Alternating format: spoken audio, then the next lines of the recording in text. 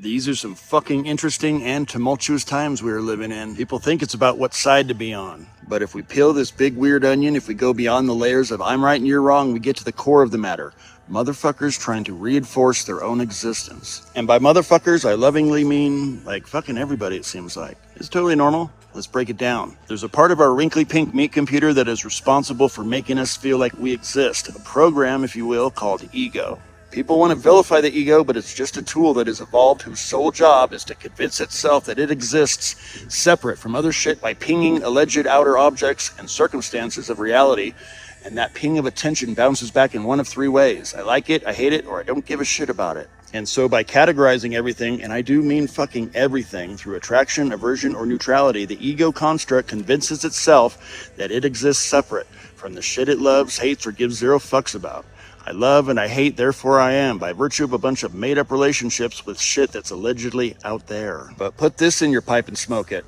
Out there is just an energetic soup. The information that enters our perception through our governed-down sense organs are born entirely from 99% emptiness and a wee bit of energy. But that's after our attention collapses the quantum wave into that emptiness or plasma and energy that presents as particles, and anyway, it's fucking weird, mostly ineffable to our perceptual capabilities. With that data that we arrange entirely within ourselves, we then weave a narrative about those arbitrary attractions and aversions, and we figure out ways to defend them.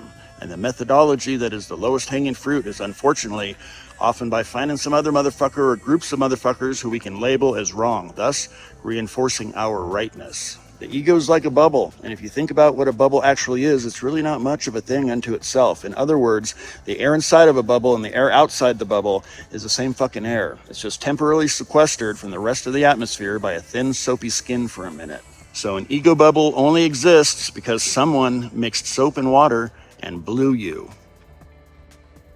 Just kidding. You blew yourself, and the soaps you used are the narratives you made up based on arbitrary attractions, aversions, and neutralities. And holy shit, we put so many different brands of soap into that mixture. Every single belief, down to the tiniest opinion, is a brand of soap. And once you blow yourself, all those soap brands become inseparable within your bubble skin. That's why when someone challenges something we've incorporated into our ego bubble as a belief or even just an opinion, that is why we defend it so vehemently. Your bubble's trying not to pop, and that's why, as strange as it sounds, someone simply disagreeing with you threatens your very existence in a psychological and in a fundamentally existential way. So, that's why we're all fucked up. That's why everyone is so fucking polarized.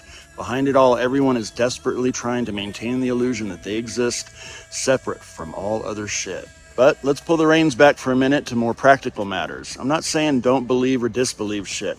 I'm not saying anyone should abandon their opinions or morality or position. I'm not saying don't get wound up by shit. Do what the fuck you want. I'm not the boss of you. But neither is anyone else unless you let them in. Shit's fucking crazy out there, and it is very difficult to not plant a flag by picking a side so that you have something to defend so that you can reinforce your existence. I'm not even saying you shouldn't. But whilst doing so, are you able to become aware that that's what you're actually doing? Because that's where the fucking magic happens. That's how you get the money shot of objectivity, by knowing thy fucking self over defending the shit you think you know. Now, if all you can think about is how egregious those motherfuckers are, or how whiny these other fucks are, or whatever position you've taken that you feel a need to defend, I take no issue with that. You are simply acting in accordance with nature. And in the same way that the ego construct is designed to trap our imperturbable, lucid nature, nature is designed to trap our attention through turmoil and attachment to keep us amnesiacs and ignorant by way of distraction to the greater truth of existence itself. Perhaps the only real and meaningful question to ask isn't what side to be on or who's right and who's wrong.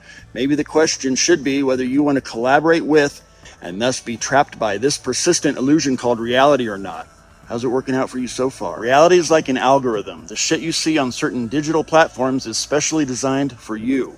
It knows what you love and it knows what you hate, and it feeds you shit to make you feel good or to piss you the fuck off and wind you up. It presents whatever's most effective in getting you to engage and lock in. The algorithm doesn't give a single shit about how it makes you feel.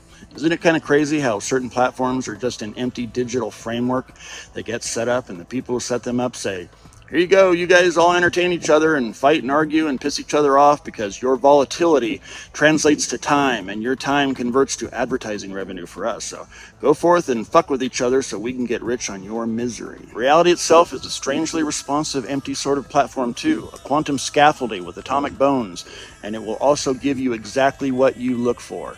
Seek and you shall fucking find. But let's say you want the truth. Let's say you go looking for yourself. You won't find the one thing true in your oh-so-holy opinions. It's not in your memory or your anxious or hopeful projections of a non-existent future. It's an all-pervasive experiential awareness, but by virtue of its closeness, we can't see it.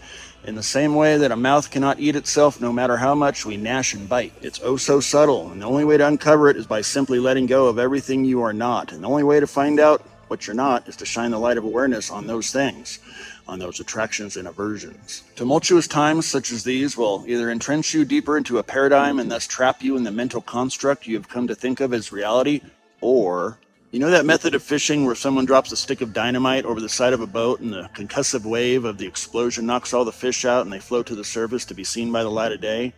That, my friends, is what's up. If and only if you decide to utilize the dynamite of life's difficulties or these explosive times as such. It's about letting all those little bombs that are contrary to your beliefs go off within you so that you can see what you're not, as all those fishy opinions and beliefs rise to the surface. And as you scoop them up with the net of acceptance, eventually you expose what you actually are. A singular consciousness pond that has allowed all kinds of weird-ass fish to populate within itself, to experience what you actually are. You have to let your ego bubble pop over and fucking over again, which means so long as you are identified with the ego, you have to face the possibility of non-existence or annihilation, which the ego will fight and thrash against for its very life. That's why it's so difficult and rare for a person to break free from the bullshit, from the illusion. Maybe inner peace and freedom aren't your bag. There's nothing wrong with that. That's the whole setup anyway. It's what nature's algorithm has shaped you to be, so don't worry about it. I mean, entire universes are being created and destroyed while you stare at this tiny screen watching my glorious mustache spit truths and shit. So, I don't know, maybe lighten the fuck up. Or don't. That's why this whole life thing is so interesting, because motherfuckers can do whatever weird and wild shit they want. So, go forth and be weird in whatever way you want, if that is your proclivity. And if it's not, then I hope you've noticed what it is I'm pointing at. I'm pointing at you noticing shit. But what I would hope that we all fucking do is to question everything, especially yourself and your beliefs, and ask, is this way of thinking reinforcing separateness? If it is, then you're simply being run by nature's algorithm, and maybe this algorithm as well, depending on what platform you're watching it on. That's why I'm on Substack now. Nature puts a hook through your ego fish, and it traps you through opposites and duality.